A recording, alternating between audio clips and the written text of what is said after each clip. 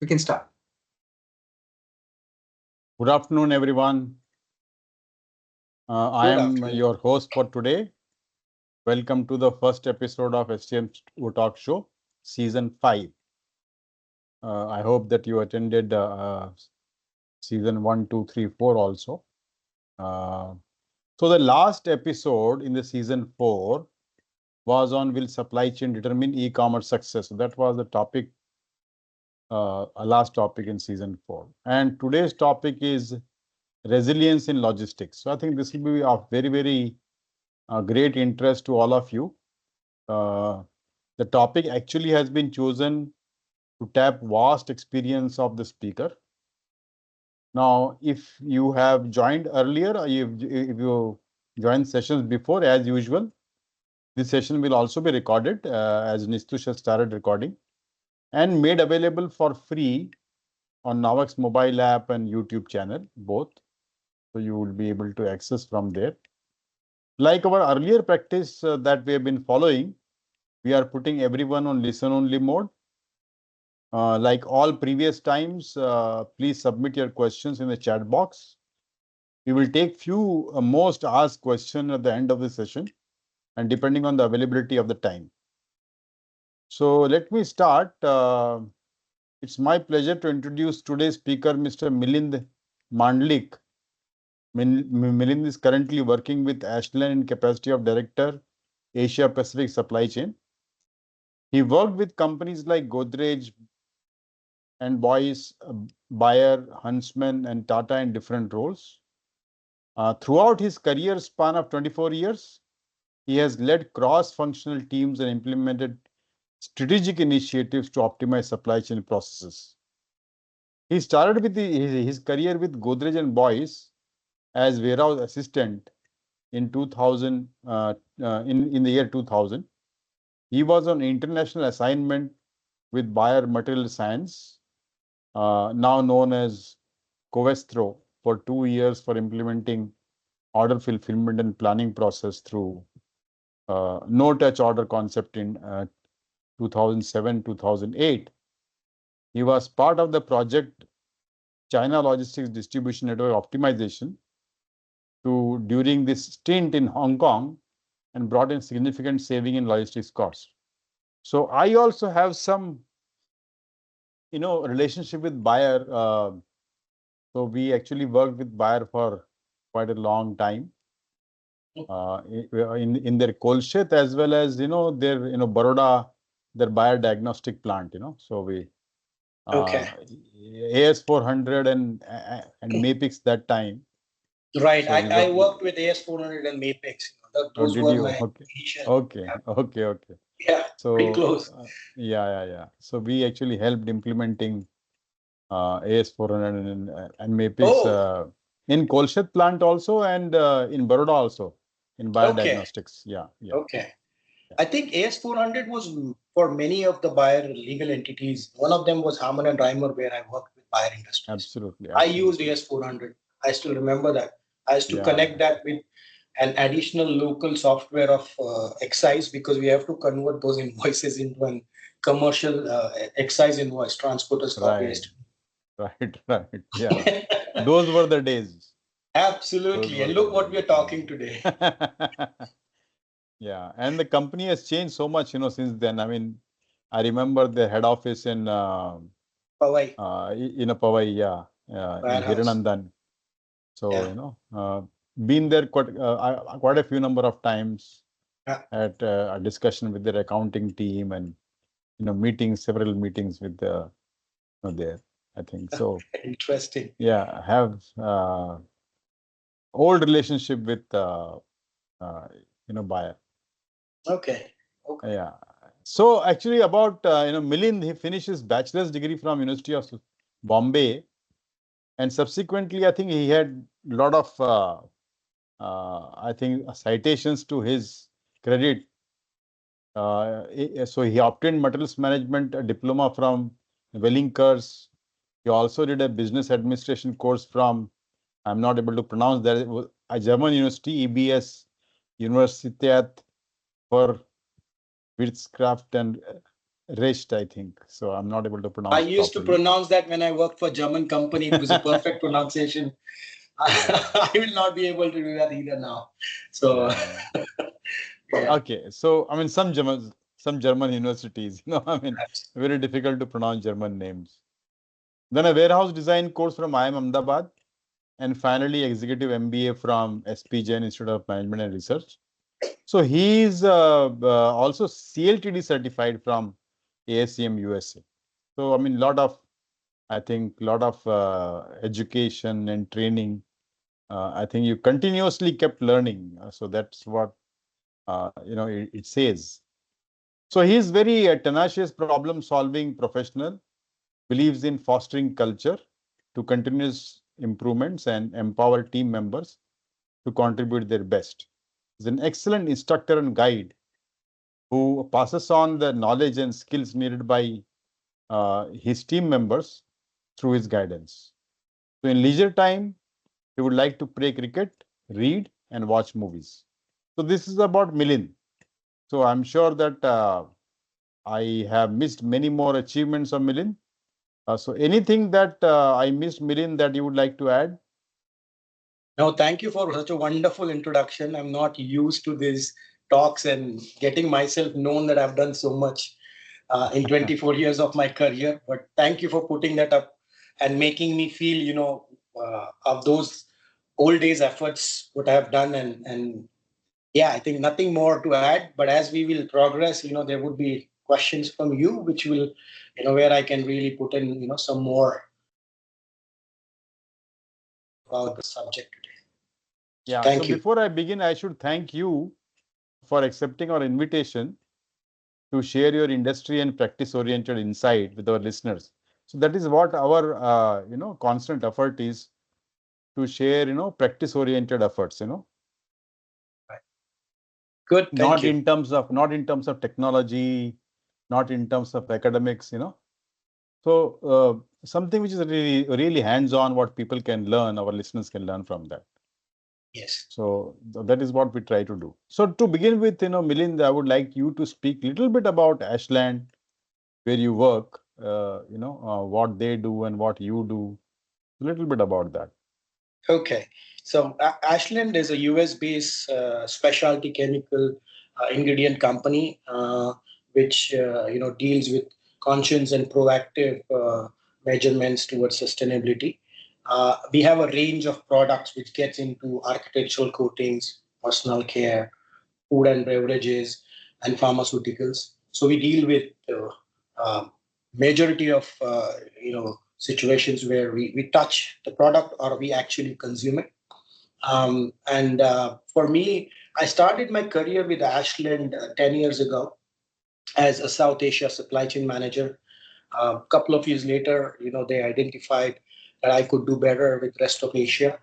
And during pandemic, when things were going really tough, I got an opportunity to extend my experience and work with China, covering the entire Asia Pacific supply chain network. With supply chain network, we cover the order fulfillment and planning process.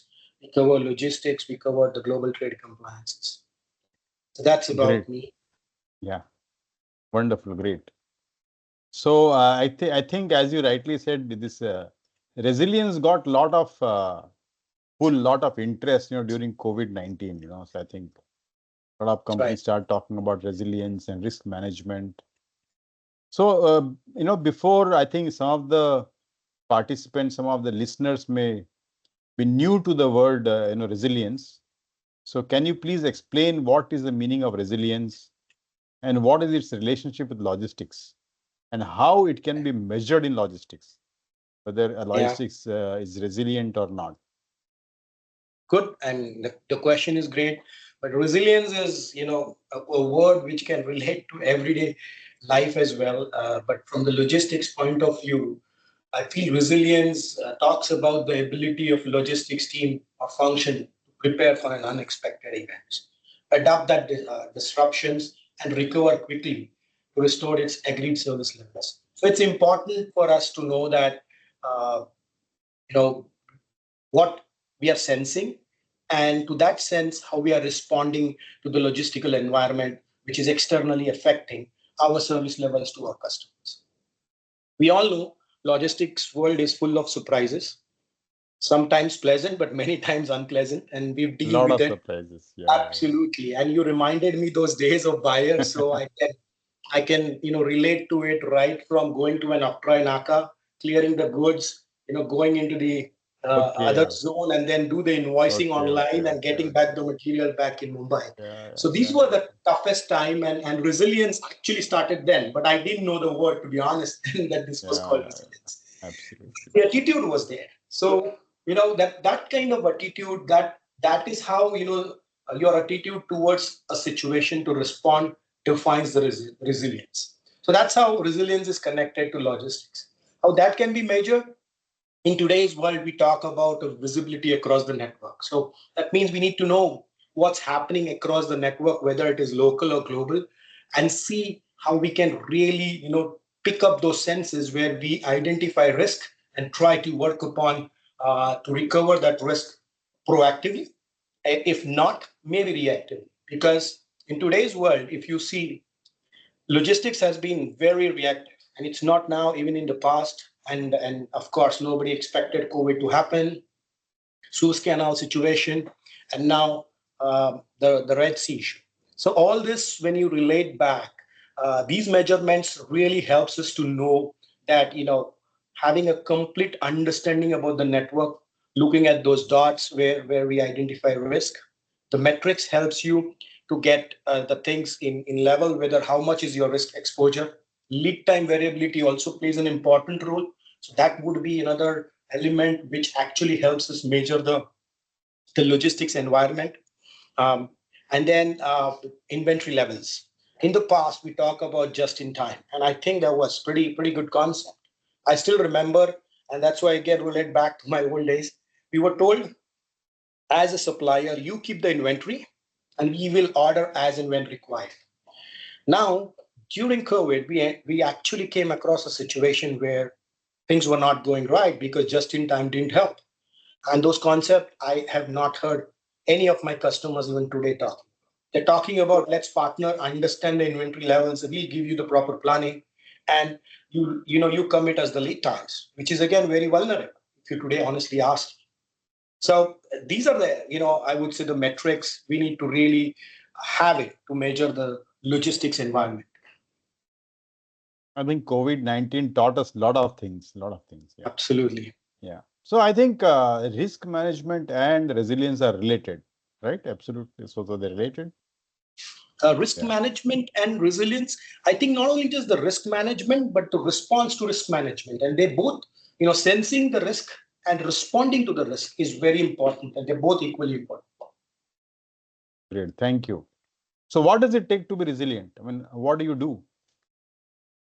First of all, there has to be a good visibility and agility to turn around the distribution activities if things goes bad. And honestly, this has been the case even in the past, as I always say, but we were not known that these were the metaphors or words to be used during this time. But from my point of view, it is very important to know for all the leaders that what happened in pandemic gave us an eye-opener that we need to act more rapidly towards looking at real transformation. Absolutely. And that will not happen overnight. Today we use ERP. You mentioned about AS400 MEPICS. I heard it after a long time. Not many people know that. So it really gave me that, old connect. Thanks for connecting me for those old days. WMS system, both are highly manual. And we're talking about a third element, which is AI, ML, RPA, connecting them to give you the insights of what is happening in logistics. The movement of products from one place to another. So these are all real time. And to be honest, with that real time, in the industry like us, there's a lot of manual play in the system in ERPs. So we really have to make sure that these things are put together, and we have a system which actually gives us more insights and the points where the logistics professional has to look into and make sure that they're highlighting the risk which is coming their way. Great. Yep, a lot of things to be done. Absolutely. But one question I have, I think we also talk about end-to-end visibility, and I think CSCP. I mean, I think the whole word supply chain management actually means end-to-end visibility. So the question is, I think we also learn end-to-end visibility in CSCP certification, where we talk about globalization and customer relationship management and supplier relationship management, and using IT to create visibility and so on. But always the question is this visibility possible? Okay, and so to what extent it's possible? Because I think many IT vendors will come and sell you the solution, but what is your opinion as a practitioner? So to be honest, everybody in supply chain wish to have this visibility end to end, and that's been the goal I've been hearing last 5-6 years, even just pre-pandemic as well. We talked about cloud. We talk about portals which can provide us this information. So it's something every supply chain individual professionals would like to have. As a company, they wants to have this visibility, and I know when it is achieved, it will be indispensable. It is one of the most important enablers of productivity, efficiency, and resilience. Now, to attain that visibility, we're talking about, from the logistics standpoint, we're talking about moving goods from one location to another and from another to another and then to the end customer. Is it possible in the real time? We've seen it through Amazon. But do we see the similar setup in other industries like chemicals, other industries, with FMCGs? The answer is yes and no, because we are trying to attempt to make sure that this visibility is possible, but there is a continuous evaluation. So if we don't evolve, I don't think we are reaching that goal. And it will be a continuous process from my point of view to reach that goal, because there will be disruptions. Nobody knows what kind of disruptions. Again, so we talk about investments. We talk about if I go back and we have people here. Honestly, last few years we have always been cost conscious. We've been told to reduce cost in logistics, which means we have leaned down our operation to the maximum. Now suddenly some disruption happens and we are not geared up because we're not equipped with resource and funds to really make this end-to-end visibility possible. It is possible, but again, subject to all these conditions, and more important, individual contribution from the experienced people or subject matter expertise. That includes employees of the company, that includes the logistics service provider, and the whole network of vendors who are supporting this event and the customer, I should not forget that, should be part of this common goal. Only then the end-to-end visibility is possible. Some of the companies have already gone ahead, but I feel there's a long way to go in this visibility process. Great. Actually, I'm very happy to hear the connect between what Amazon can do and what manufacturing can do, because we had a similar discussion when we were assigned to do some training for Emerson network, which was the Tata Libert earlier. Right? So I think supply chain head was from my alma mater, and we were discussing when Amazon can show where my order is, why we as a manufacturing organization cannot show where my order is, right? So I think our customers definitely would put pressure on us, saying show me where my order is right now, real time, right? So that's going to be the demand, now or in the future. And I think it's a matter of time when someone starts doing it really, and then people start comparing. If that company can do it, why you cannot do it? So that's going to be very challenging for all of us. And I think it will happen in the future. But to ask you a question, which is the technology that enables resilience in logistics? What technologies are required? Yeah, I think that's a common answer to begin with. We talk about artificial intelligence, robust process adoption, the machine learning are the frequently adopted technologies to enable the transparent movement of goods and services. Now, these tools are also connected to the entire supply chain base and at each function like procurement, planning, outbound, inbound logistics, as well as the customer order. Now, an emerging region to leverage these technologies in business process optimization to drive benefits and profit to organization. This happens when performed exactly as anticipated. Now, why I say that? Because we have a vision and we say we want to see this. But towards that vision and towards that anticipation, when we start a project, I've always seen, and that's my experience from the past 24 years, we actually end up, doing something different. For example, and I'll talk about my no-touch order concept. I'm talking about 2007 and 8, when I was with Bayer Material Science. There was this no-touch order concept which was launched in US then, which talked about having an order entered by customer on a portal, buyer portal. So once that order is entered or request is entered in the portal, it will get connected to SAP. Now, wow, the idea sounds great. And I'm talking about 2007, which is almost 17, 18 years ago. It was unbelievable. People were laughing and saying, oh, we cannot do this. Now, the initial record said only 2% we could manage that. But a year later, we talked about 10, 15%. People only said 10, 15%, but that was a huge achievement. Now, how do we do that in regions like Asia Pacific? Now, in regions like India or China, where the customer asked for material yesterday. Now, these are the challenges.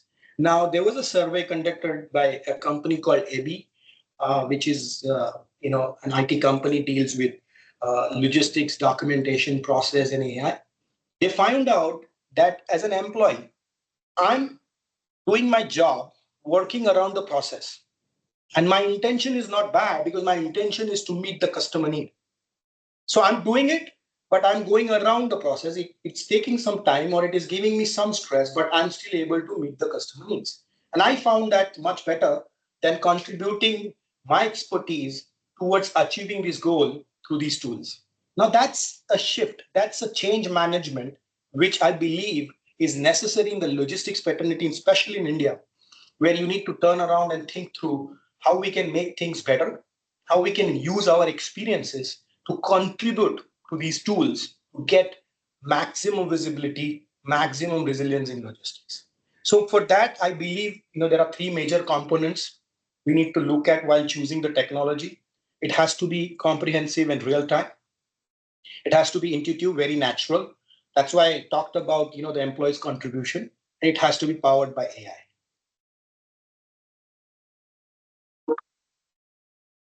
So when you're talking about 2% and 10% and 12%, you're talking about customers entering data in the portal. Absolutely. Right. So absolutely.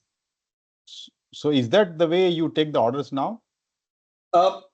So for Ashland, it's different. So we do have our portal where we have orders processing, but today we have SAP, which actually where we receive an order and we process it to the orders. I'm referring to my previous experience. Yeah. So one question is, how can logistics evolve, with the resilience in 2024 and beyond? You talked about technologies, right? AI right. and ML and so on and so forth. And these technologies themselves are evolving. I mean, they're not yet, matured, I would say, So right. What do you see evolving in 2024? Okay. So like the past year preceding, 2024 was another, I would say 2023 was another year of immense disruption. We saw, for route purpose, and I'm talking from a regional perspective, we saw that the movements of our regular ships moving absolutely with additional 4 to 6 weeks lead time from Cape of Good Hope instead of having the shortest sailing time, and that was purely because of the war continues in Ukraine and the energy crisis still popping up their heads in between. We all know still having that glooming of global recession, which is creating the turbulence in logistics. Which many industry could look can actually say yes about. So from my point of view, the logistics will evolve in 2024 and beyond with digitized systems in place. The digitized visualization of what exactly we want to see when we are moving goods from one location to another. Agility to continuously enhance the systems, and investing in self-healing. For example, I mentioned about the resource. I mentioned about being lean and cost optimized. So here's a time where to really invest in logistics to make sure that we are being prepared for the unexpected. Those days are gone that we would be more reactive and still can manage or sit on the fence and see what other companies are doing and then start investing money. I think those trends and those views are gone. So if you really want to be better and competitive in the market today, it's better to do the investing in self-healing. It's very important. Right. So what has been the most challenging moment in logistics? And how do you resolve it? Yeah, now you reminded me those buyer days, and you also reminded me about the latest resilience. So I would give two examples which would fit into this. One is more manual, and maybe I'm not sure whether the team I have here on the call comes from those 2 decades plus experience, but I still would like to talk about it. So I had this situation, and that's for more manual, resilience support which I provided. And to be honest, I didn't know that's what has been called in, but I'll share this. So we had a customer called 𝗥𝗲𝗶𝗶𝗶 in the past who used to manufacture CDs, and we used to supply polycarbonate. So, and those were the days where they actually insisted their deliveries on the dry ports from Nhava Sheva. So it is to go to ICD 𝗥𝗃𝗶𝗏. And there was only one train going there and 80 wagons. So at any point in time, all the customers based out of Delhi who wants the product in 𝗥𝗃𝗶𝗏 used to put their request in. And there happened a congestion at Nhava Sheva port. And nobody knew what to do. I was pretty new, but I took the challenge and I decided to actually go to the port. And I went to our agent and tried to understand what's happening. And the agent said that, you are in a queue where it will take another 10 days.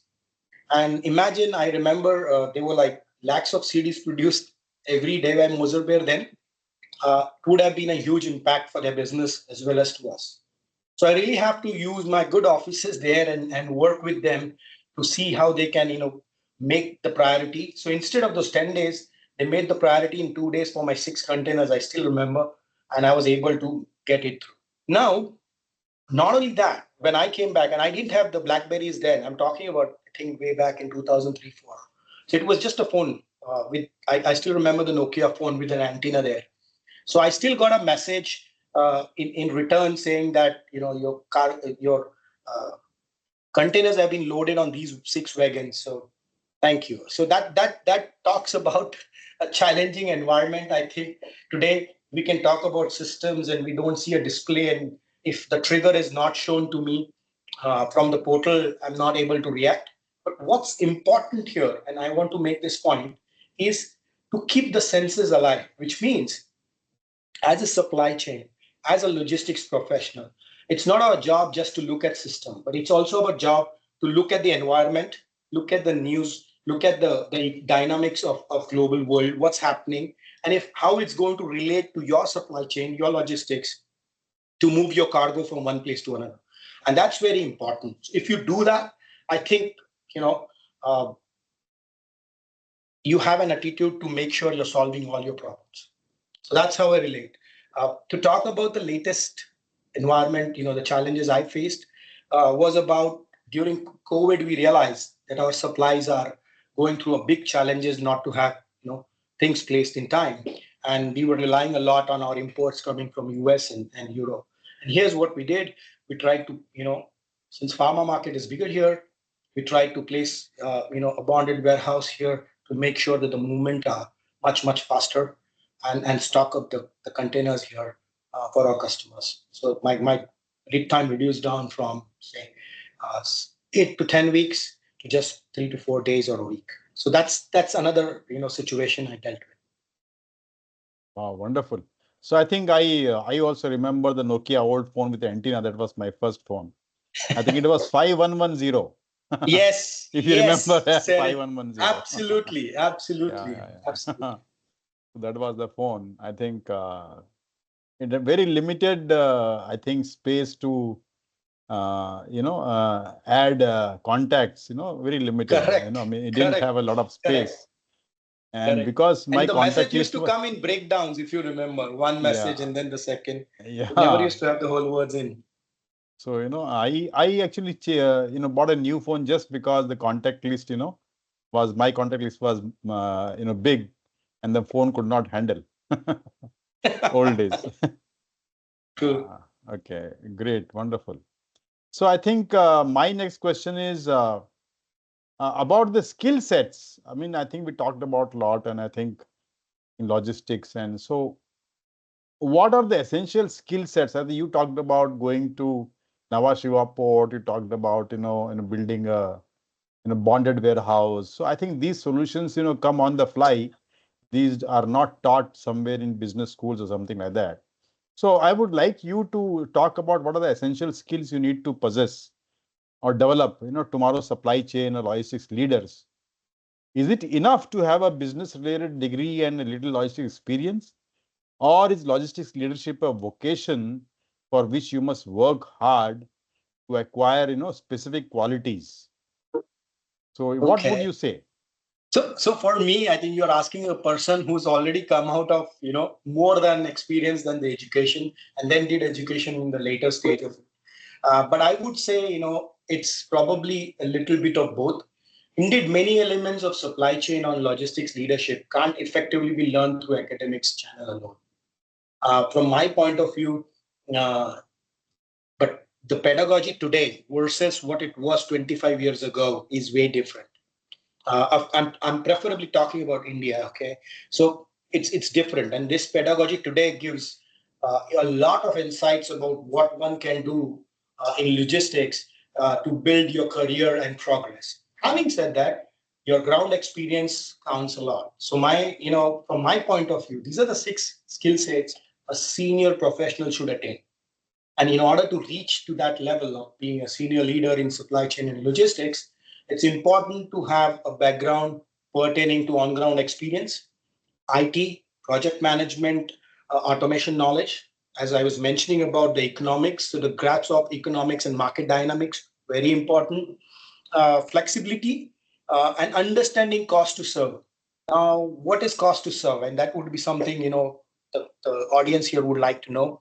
It's about cost to serve a customer with the total expenses done with the number of customers, divided by the number of customers. Actually can give you the cost to serve for one customer. Now, it also gives you more details about making things understand how you can operate to a particular set of customers and how you can operate differently to other set of customers so that your cost remains pretty competitive and you're still adding to the profit or the bottom line of the P&L account. Ability to get the best out of people. Now, this is something I feel is essentially required. And why I say that, today, Ravi, even I'm learning from my team members whom I have trained and they have gone much senior positions. So we know when you talk to them, I've been a good listener, learn things from them. I've never, because I understand the dynamics in India when it comes to supply chain and logistics from those old traditional way. And I know better than you. You are a new guy, so you better, listen to me and do things. And we were the ones, though we had ideas, were not really, putting it forward. But trend has changed. People have learned, and as I said, the pedagogy has helped people to learn more, which the traditional supply chainers or logistics professionals may not know. So it is about learning both ways and taking the best from the people to make the logistics environment much more competitive to sustain in the market. Lovely, lovely. I think I have seen your, career journey, in logistics, So Yeah. if you don't mind, for the benefit of the audience, starting from your graduation, Okay. can you share your life journey? How did you reach to position you are currently on? Because your journey is very, very interesting, very, very interesting. So I'm sure many, not a few, many in the audience will learn from you and will get a lot of confidence, how to move in the future with, their career, So Yeah. if you can, please. I will surely share what I've been gone through. And, I would say there was blessings with the right bosses to have in life and a good learning phase. But, during my graduation, I did my commerce in 2000. We had a specialized subject called export management and market research. And these were the two topics which I liked the most. I was really, into it, along with the economics too. So I never had the financial background. It was just something to just make sure I get the degree. So it was more towards these three areas. I never knew that, export management also means global trade compliance, or market research can help you learn a lot in logistics. But I had that zeal to be in the logistics environment. So I still remember my first interview with 𝗥𝗲𝘀𝗶𝗹𝗶. So 𝗥𝗲𝘀𝗶𝗶𝗃, Plant 15 was a precision equipment division. And this division was only hiring engineers as their permanent employees. And only for the administrative work, they would hire a commerce grad. So when I was, in an interview, I still remember there was a chartered accountant and a materials head sitting in front of me and interviewing me. And, they were asking me where I want to make my career. And that was a trigger point when I said, I want to do, the logistics. So he asked me, what do you know about logistics? I said, I don't know anything about it, but I know my education where I did exports, management and market research would lead me there. So I still remember the chartered accountant felt a bit offended because, a commerce grad asking for logistics is not, I'm talking about those days, was not that common. Okay. So he asked me several questions, why? But the materials head, pretty convinced that I would hire him in the general supply center. When I say general supply center, it was a warehouse in the plant at the entrance. So I don't know how many of you have seen the Godrej premises, and I'm talking about Godrej and Boyce, where all the engineering divisions are there. You walk in, and when you enter, there's the first general supply center, the stores. Then you go, and then you have the maintenance and the other departments in there, and then the manufacturing. And the office was on the top. So, and that is where I started, learning the inward and outward of the material. Now, I didn't stop just to do my job from 8 to 5 because I wanted to learn. I had that hunger to know a lot about it. So which not just mean the process or not just mean to do some office job in an AC environment, but also to go out, deal with the workers and actually help them, move the raw material. When I say move the raw material means it was a heavy duty plates, flanges, which was pretty heavy. So you need to guide them on, the pick and pack on the forklift. So I still remember, during 4 o'clock, the imported plates of, I think, 100 tons used to come in different trucks around 4 or 5 o'clock. The workers were happy because they knew they were going to get the overtime. It didn't apply to us, but I was happy because I was about to know how they work on those hand cranes.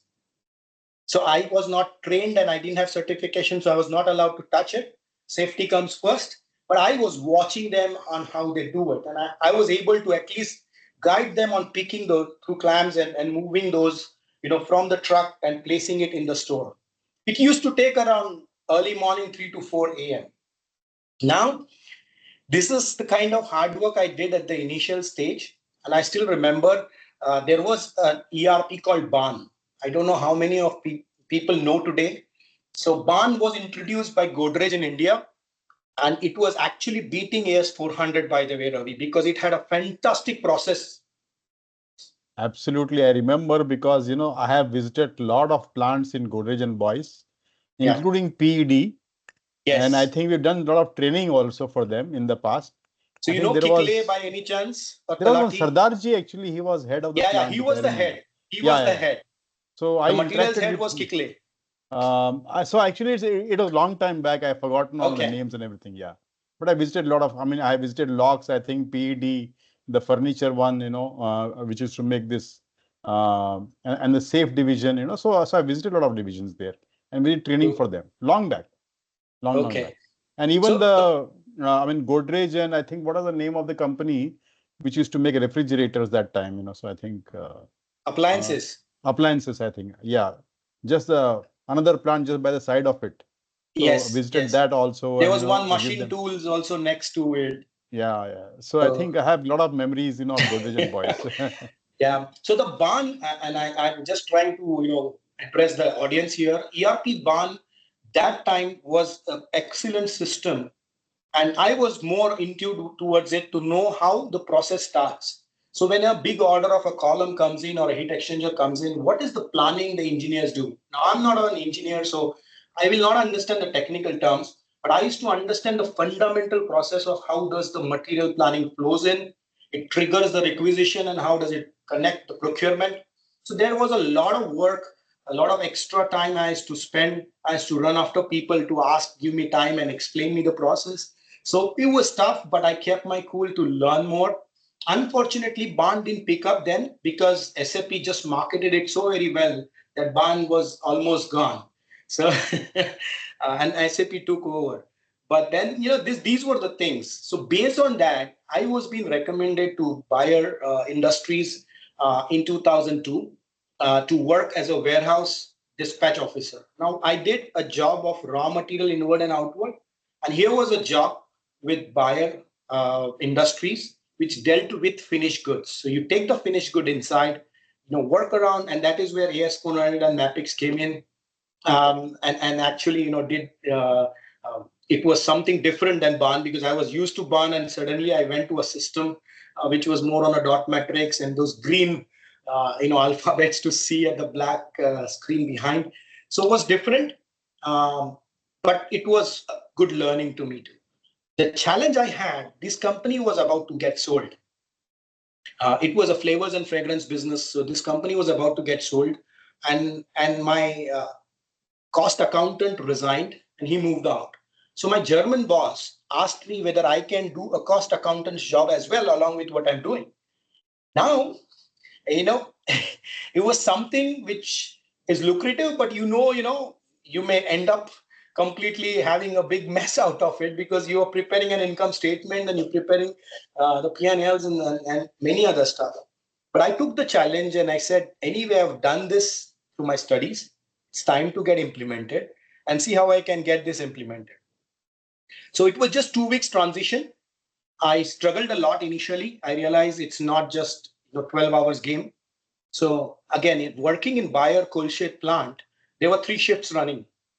So I used to go to the canteen in the morning for tea, breakfast, lunch, evening tea, dinner, and again next morning, the breakfast. I used to go and take shower at the workers, bathrooms, and then get back to work. So if you honestly ask me, it has been a filmy journey. But if you look at those things which I have actually done, has helped me to learn a lot about the groundwork. Now that helped me put my career in place. With that, they hired me on a permanent payroll with Bayer as a customer service officer. I handled the biggest customer, Moserbeer, then, where we used to import around 30, 40 containers a week. Huge quantity, 70,000 tons a year. So I did some optimization to those processes. I had a traditional challenges there with the team, mentioning that, what you do is extra time will never fetch you anything. And yeah, fortunately, unfortunately, they had to report to me a few years later. So, things is up to you. So the message I want this team to know is about your persistence, about your career, of what you do. So discipline plays an important role. Your curiosity about learning something is very, very important. Keep that. It doesn't stop at any level you are. And it's important for you to learn and listen. Very important. Never underestimate anybody's thoughts, or you're the best. So that has been kept me humble. Not only just me, the way my bosses have been invested in me and seen the development, but I'm passing the same culture down the line with the futures, and I have still made good careers for my teammates from the past. So that's about me. There's a lot to tell. This 1 hour, 2 hours is not enough. I know. Excellent, excellent. So thank you so much. I think I'm sure that I think listeners, the audience will, I think, learn a lot, about persistence, about inquisitiveness to learn, about putting the hard work, I think so. It's very, very important, and also remain grounded all the time. So That's right. yeah, absolutely. Thank you so much. So, if you had to start the career journey all over again, would you do the same thing or would you do something different? So I've got a lot of options now, right? 25 years later, I've got a lot of options to do things differently, because in the past, I think that was the only option to get it through. Because as I'm mentioning, the education has evolved. Courses like CPIM, the CSCP, CLTD score model are actually being, there available in India to learn and then get into the implementation. But what's more important for me, if I have to do things differently, I'll first get my education education first, and then try to get into the actual learnings. But I'll surely start from the scratch, where if somebody gives me a project and says, you sit in the corporate office and do that project in the warehouse, in the plant, I would rather go to the plant and sit with them and do it. So that's the only difference. But surely, because education, when I started my career, financially, I was not equipped. My family was not equipped to take me through education. So that's how I've been evolving and learning, throughout my career. I did my MBA at the age of 40. So it keeps me going, and I'm happy for what I did with SPJM. Wonderful, wonderful. So I think once again, if I may reiterate, for all the listeners, how should they move forward if they want to accelerate their career in supply chain management? I mean, you already spoke about it actually a lot, but I just want you to reiterate. Few points, so very important points. Absolute pointers. Be very open to feedback. Be very sensible about what is happening in and around logistics industry. I don't know how many of you read Economic Times or try to understand the shipping times, but those are economics. Those are the informations which gives you a lot of insights of what is happening. The second is the discipline, and more importantly is your attitude to do more. Today, the environment is such that you would say, I've got a bandwidth of so much and I will only do so much, and the later part I will not. Try to absorb that. Don't absorb it as a force, absorb it as open end, so that you learn a lot. It's also the mindset which plays an important role. And always find a good sponsor. Look out for people who are very positive, who are open to teach you, guide you on what you could do better. Always find a mentor. In any karmic cycle, we always say we have a guru, and it's God also had gurus in the past. So, having a guru is very important to learn a lot and seek, the blessings of what you really need to do, because they will guide you towards it. And it's always been proven that, post guru's advices, the disciple has always performed better than the guru. So that's how I relate to it. Yeah, absolutely. And when you are working hard, when you're working late, I think it's always very important to manage your home front also. I mean, especially if you're married, I think you need to manage that. You have to be very supportive partner. That's why then you are a good logistics professional if you're balancing out both. That's pretty clear. That goes without saying. Yeah, absolutely. So I think I'll hand over the to Nistush to ask questions from the listeners. Okay. And let him go and start asking questions what listeners have asked in the chat box. Thank you so much, Milind. Thank you. Thank you. Thank you. Thank you to the speakers for a wonderful, wonderful start to the season 5. Couldn't have been a better interaction and better knowledge sharing. As we spoke in the session also, when we listen about logistics and resilience, it's kind of ironical statements when it comes to mind, but wonderfully explained everything, and I'm sure the listeners would have learned a lot. So I'm going to take a question which is from Mr. Manoj.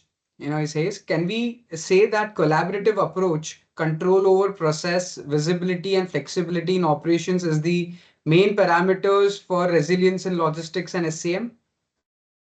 Okay, Manoj, thanks for raising that question up. But it just contradicts when you say control over process and flexibility. So it just, gets the two extremes. But you're right, a collaborative approach is very important for resilience, because you're actually collaborating with so many extended parties. You're not dependent just on one. And believe me, logistics is all about connecting people who are beyond your control and having that alignment of sharing the information. So absolutely right. I would say control over process. Control over process, I would put it differently. It's like making sure that the process is understood by everybody and followed. It's individual's responsibility, because as I mentioned in my past conversation, that the people turn around and do the job. Their intentions are not bad, but they would like to do that job in that certain way because I'm used to. So it's about more communicating and having a better process knowledge and process acknowledgement from the team member. That's how you can always have the visibility and flexibility in supply chain and logistics. I hope I answered your question, Manoj. Yes, he says yes. Thank you. Excellent. So we had that only one question in the chat box, but from the listeners, if you have any question, please feel free to unmute yourself and ask the question.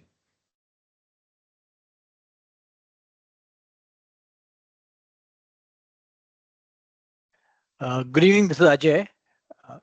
Hi, Ajay.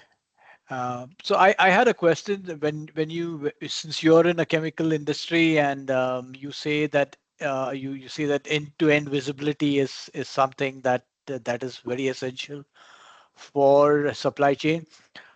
Do you see that in the industry that you are working in the sense that do you when you practically execute or you practically want to meet customer requirements, do you ensure that or do you at the present with the technology that is currently available, do you practically see that, or do you still need to do some manual work to actually get the end-to-end visibility? So just to let you know, I think apart from this Amazons and Flipkarts of this world, the rest of the industry, especially the manufacturing chemical industry, is yet to be there with such kind of transparency of information. Now, having said that, are we sitting idle and doing nothing? That's not the case. What we're doing is we're trying to find systems. Again, maybe 10 years down the line, SAP either has to get evolved and have all this AI into there, which I'm sure they're working upon for the next generation to fit in. But if not, it will be gone, because there will be a lot of other tools which could come in together and will advertise that they can do the business for you instead of the ERPs of this world. So it's a continuous process. It's an evolution. But to answer, we are there, but I wouldn't say we are there 100%, because there are a lot of, nobody expected COVID to happen. Nobody expected war to happen. So these are the things. Today, I was just reading the newspaper.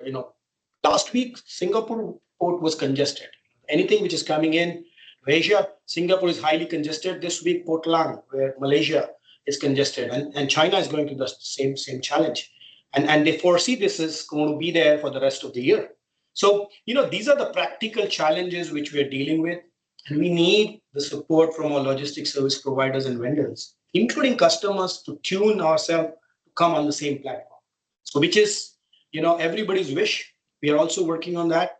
Again, there is a long way to go, Ajay. It's not that easy. Investments plays a role. Resource plays a role. Resource intention towards contribution plays a role. So it's a tough task, but I'm sure that's going to happen in the coming years for all the businesses. Thank you. So if I may add, Milind, what CSCP also covers. There is also a need for trust between partners to share the information. So right now, I think technology to some extent is available. I will not say 100%, but technology to some extent is available. But I think the trust building is still, I think, a long way to go. Correct. Thank you. Questions? Yeah, anyone else has any question? I think we have time for one more question. Yeah. And if not, then you can always interact with the speakers. You can connect with them on LinkedIn. I have sent their LinkedIn profile addresses to you. Feel free to connect with them. If you have questions, you can ask them through messages, and you can get it. Further, if you do not have any question, I would like to thank Milind sir for taking out time, joining us, and sharing such wonderful insights on the topic. And Ravi sir, once again, thank you for being a wonderful host for the 5th season, for the 5th consecutive season, and giving a great start to SCM Talk Show Season 5. Thank you so much, listeners, for joining in and staying with us for 5 seasons. I'm sure you are loving it. And if you're enjoying it, please spread word among your colleagues and friends. We will see you next month with the second episode with the next topic of supply chain. Connect with us on LinkedIn to stay tuned with the speakers and the topics. Thank you, everyone. Have a great evening and have a great weekend ahead. Thank you. And thank you very much, Milind. Actually, we had a lot of connects, so I felt really happy. And I mean, so many, many points to connect. Pretty good. Yeah, absolutely. Yeah. And to be honest, I've been down with fever and cold last 2 days. I was not able to make it, but I had this commitment, so I came over. An hour before, I again had a temperature of 100, 101, and I realized whether I'm going to do this. But believe me, post my conversation, I'm not feeling my temperature is gone. So that tells me that you're more active, the better you are. So, but I was able to really, attend this. So, yeah. Thanks so much, Milind. Thank you, Tan. Thank you. Bye-bye. Bye-bye. Bye, audience. Thank you. Bye-bye.